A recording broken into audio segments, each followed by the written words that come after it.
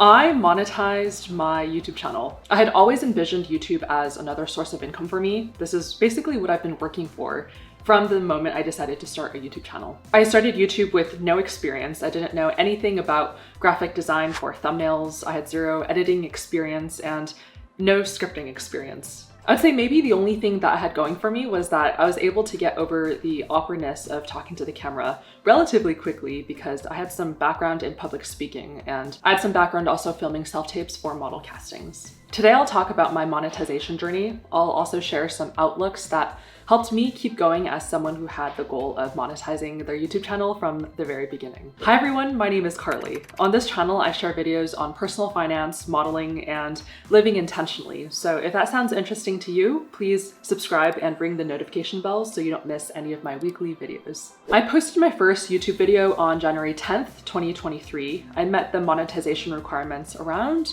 May 17th, 2024. And I officially monetized my videos with ads on May 22nd, 2024. So it took me just under a year and a half to be able to monetize with ads. Monetization with ads comes after you've reached 4,000 watch hours and 1,000 subscribers. There is a lower tier where you can monetize with memberships, stickers, and like super chats.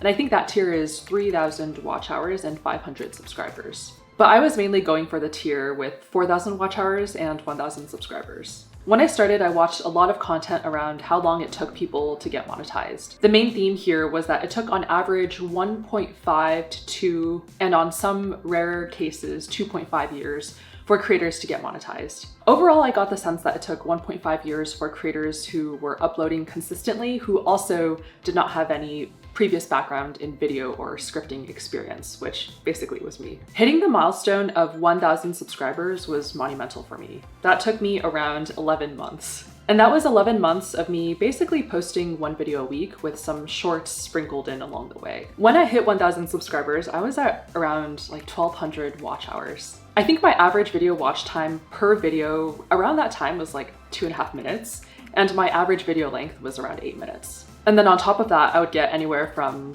like 100 to 400 views per video. So it was a real chug to hit even 1,000 watch hours for me. Some people hit the watch hours first, which is very impressive to me because I really struggled with the watch hours. At the 1 year mark, I had 1,500 watch hours and just over 1,000 subscribers. So that gives you a rough benchmark of where I was 1 year into YouTube. Personally, I would have seriously reevaluated if this was the right path for me at, I would say, around maybe the 2 year mark. As I mentioned earlier, a lot of other creators who said that they had no extra YouTube experience said that they monetized in 2 years. I considered myself quite average, so at the 2 year mark, I would have seriously reevaluated to see if it would make sense for me to continue spending my time this way. And that's kind of interesting how it worked out because that was actually coming up pretty soon. July marks 1.5 years of me being on YouTube. So I was starting to think about how I should pivot.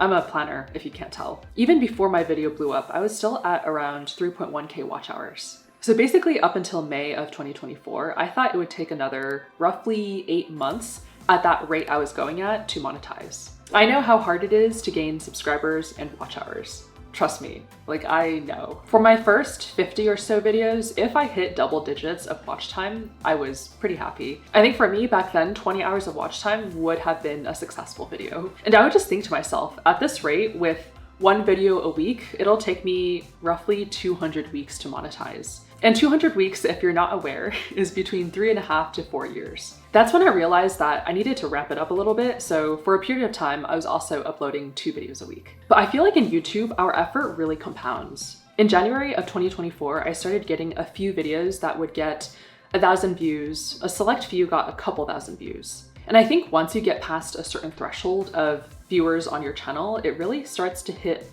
a snowball effect.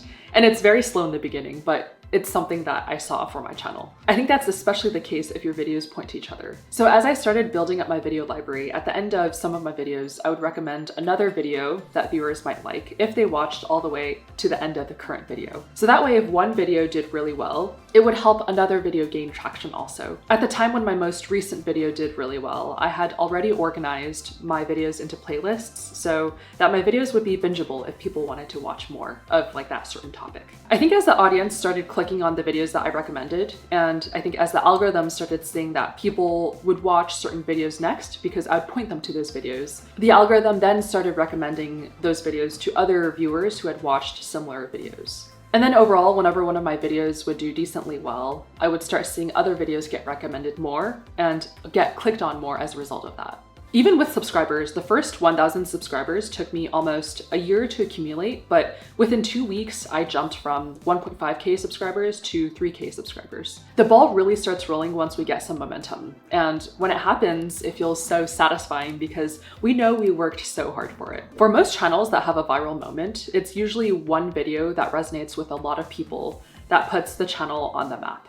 At least for the channels that I've observed, and those are generally pretty small channels. The one video that initially blew up for me was my quitting Microsoft vlog. It was basically a vlog of my last day at Microsoft. Honestly, I originally debated posting that because I always feel a little bit self-conscious about how my vlogs are generally not like very aesthetic, but that goes to show that sometimes it's the videos that you don't do well that kind of pop off. And also on a side note, I am trying to challenge myself to create more vlogs, so stay tuned for that. But anyway, that video was getting a lot of attention and I capitalized on that with my recent overconsumption video where I talked about how overconsumption is keeping you in the rat race. I had an idea that that video would do well because one of my prior overconsumption videos had consistently been getting hits on YouTube search. And I saw that that video had also been consistently being shown in people's browse pages or like the home page. I had made a follow-up overconsumption video where I talked about how to overcome overconsumption.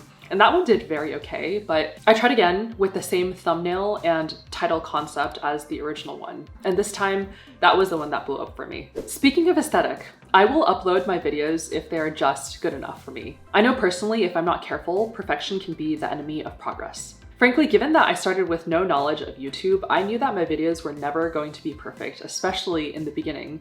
So personally, I just needed progress. I knew my videos were not that great. It's fine, especially in the beginning, and I was honestly okay with that. Even now, I'm sure my videos can be better, but I'm just trying to work on getting a little bit better with each video. Also, if our videos aren't great, they're probably not going to get viewed. When I started my channel, I figured that if no one was watching my videos, it didn't really matter that my videos were not that great. So having only a few subscribers really helped me figure out how to get better with less pressure. I promise you, I am a very regular person who has no particular magic touch. I think what I do have is drive and work ethic.